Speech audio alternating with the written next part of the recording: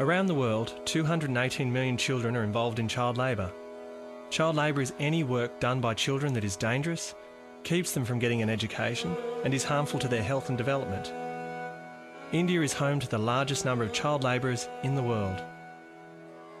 Most of the children who are working today in child labor belong to low caste in Indian caste-ridden society. So that socio-cultural factor is a major factor. Most of them are belonging to untouchable, the traditional untouchable caste and tribals and minority communities. So that's one very, very strong factor.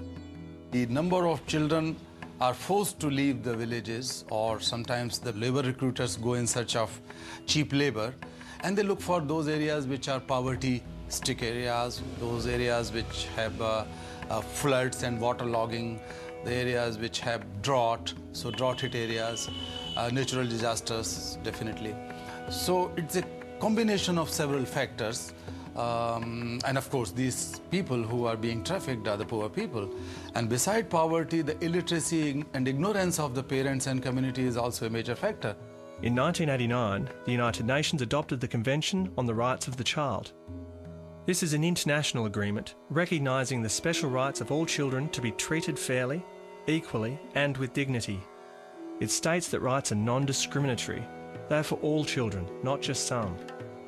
It recognises that all actions concerning children should be in the best interests of the child, should promote their development, and should give them a say in matters affecting them.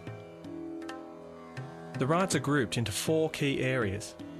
The right to survival. All children have the right to the food, clean water, shelter, and healthcare that they need to live. The right to protection. All children have the right to feel safe and secure. Children are especially vulnerable to abuse and neglect. This is especially true in times of war and in many types of child labour. The right to development. All children have the right to an education and time to play.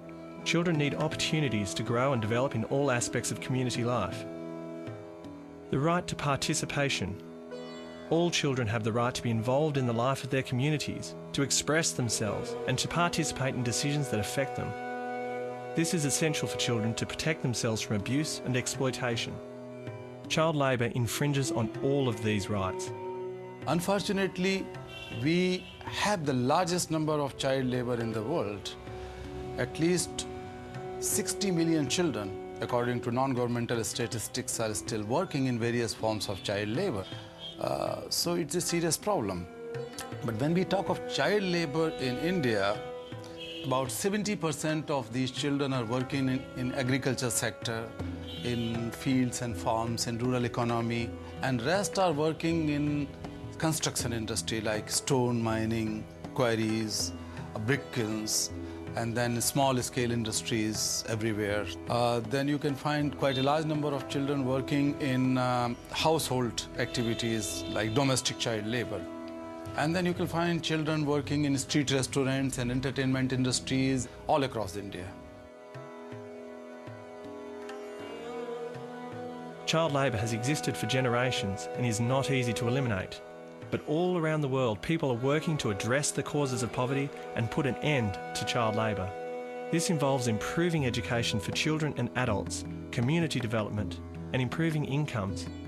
It also means writing letters to companies and governments about child labour and buying fair trade products that guarantee that no child labour has been used. Child labour is the denial of childhood. It's denial of human dignity. It's denial of freedom. It's denial of their future. It's denial of their being as human being and denial of their dreams. You can do something right away by speaking out and telling your friends and family. If enough people speak out, governments and companies will listen.